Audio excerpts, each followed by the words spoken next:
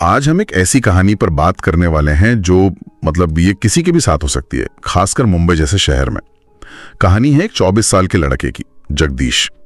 वो मध्य प्रदेश के एक छोटे से गांव से आता है, बड़े सपने लेकर, और उसे एक मल्टीनेशनल कंपनी में अच्छी नौकरी मिल भी जाती है। लेकिन मुंबई में सपने देखना और उन्हें पूरा करने के बीच का सफर वो इतना आसान नहीं होता। जगदीश को रहने के लिए एक पुराना सस्ता सा अपार्टमेंट मिलता है, यशवंत निवास, कमरा नंबर 3B। एक ऐसी जगह जो मतलब जेब पर भारी नहीं है, लेकिन जहां की खामोशी में भी एक अजीब सा भारीपन है। और यही भारीपन मतलब यही कहानी का असली केंद्र है। ये कोई आम, आप कह सकते हैं कोई टिपिकल भूतिया कहानी नहीं है। ये डर के साये में शुरू होती है, फिर एक रहस्य में उलझती है और आखिर में सहानुभूति और न्याय की एक बहुत पावरफुल कहानी बन जाती है। हम देखेंगे कि कैसे ये जो साधारण सी लगने वाली डरावनी घटनाएं हैं, वो धीरे धीरे एक बहुत गहरे सच को सामने लाती हैं। तो कहानी की शुरुआत होती है जगदीश के अकेलेपन से।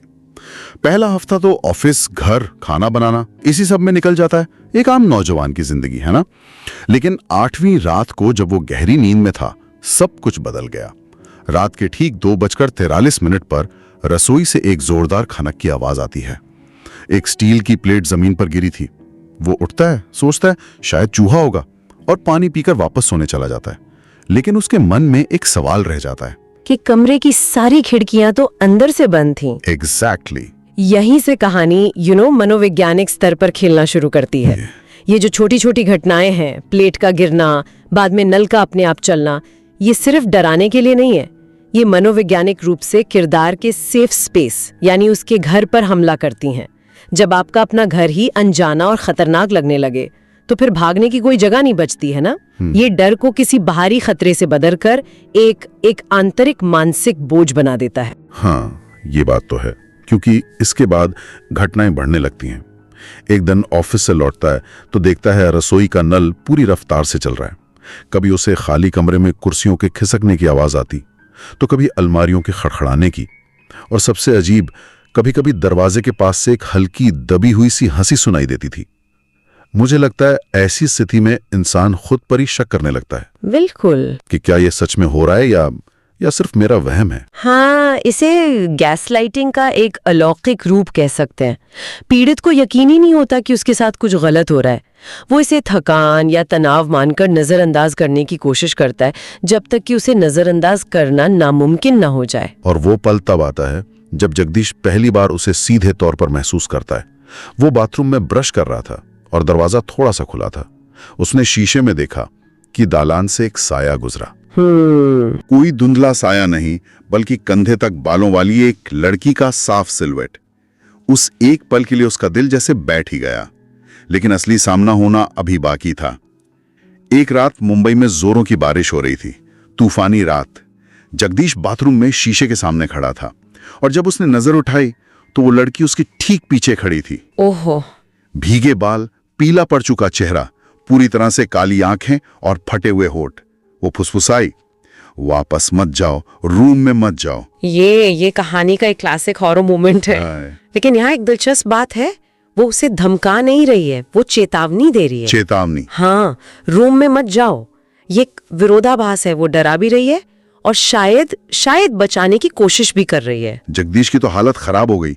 उसने हिम्मत करके कमरे में कदम रखा तो वो लड़की उसके ठीक बिल्कुल पीछे खड़ी थी, और फिर एक ऐसी चीख गूंजी जो सिर्फ कानों से नहीं, बल्कि दीवारों से, छत से, फर्श से, हर जगह से आती महसूस हुई। हर जगह से। जगदीश इतना डर गया कि वो चप्पल पहनना भी भूल गया और नंगे पांव इस इमारत से बाहर भाग गया। लेकिन सवाल ये है कि क्या वो सच में उस डर से भाग पाया? बिल्कुल नहीं। और यहीं से कहानी एक आम हॉरर कहानी से आगे बढ़कर एक साइकोलॉजिकल थ्रिलर में बदल जाती है।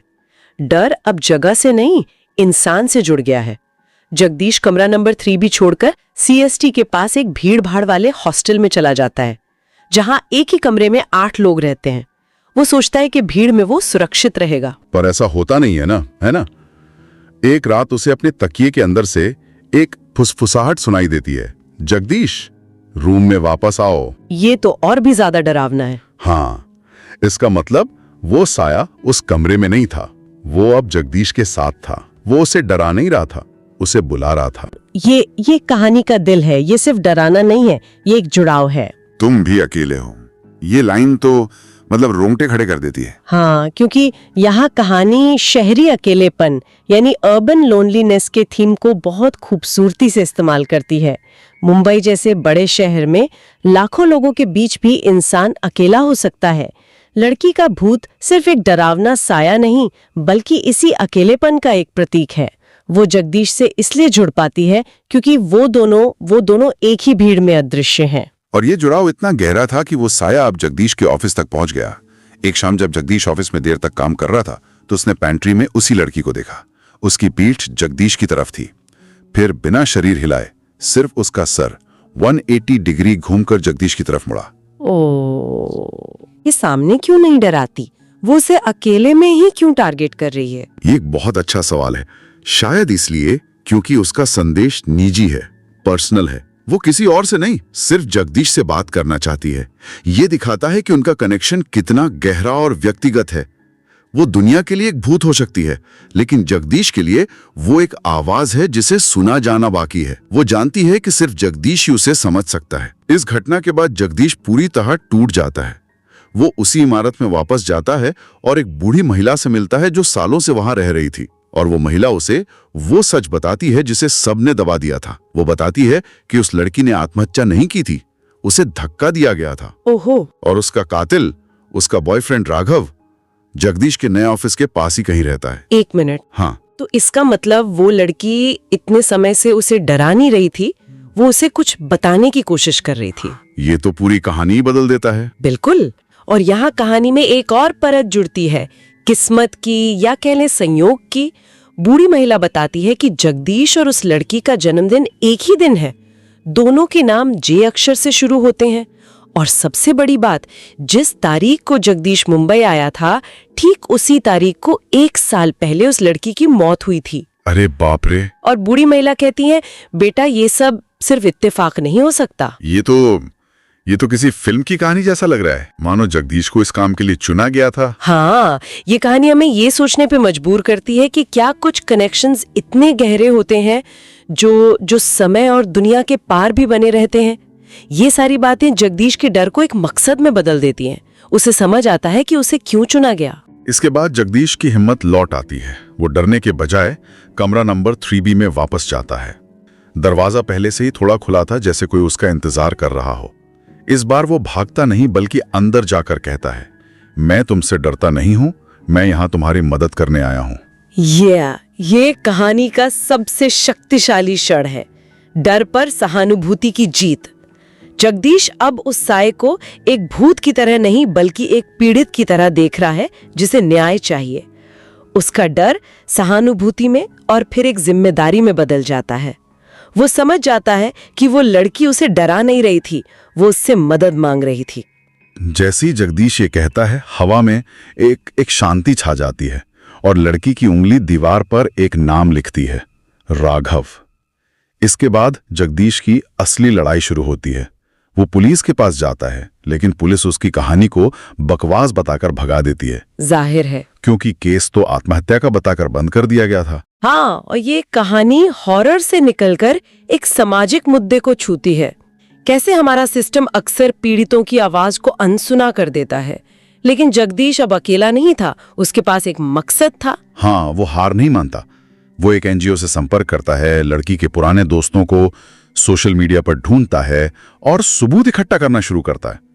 हफ्तों की मेहनत के बाद जब वो राघव और उस लड़की के बीच हुए धमकी भरे मैसेज और पड़ोसियों के बयान पुलिस के सामने रखता है, तो सिस्टम को झुकना पड़ता है। केस दोबारा खुलता है, राघव से कड़ी पूछताछ होती है और आखिरकार वो अपना गुनाह कबूल कर लेता है। अच्छा, उसे गिरफ्तार कर लिया जाता है। न्याय मिल चुका था। एक आम लड़के ने, जिसे शहर ने अकेला छोड़ दिया था, एक दूसरी अकेली आत्मा के लिए न्याय की लड़ाई लड़ी और जीता। ये बहुत ही खूबसूरत मोड़ है। न्याय मिलने के बाद जगदीश आखिरी बार उस कमरे में जाता है। कमरा अब ठंडा या डरावना नहीं, बल्कि शांत और रोशन महसूस होता है।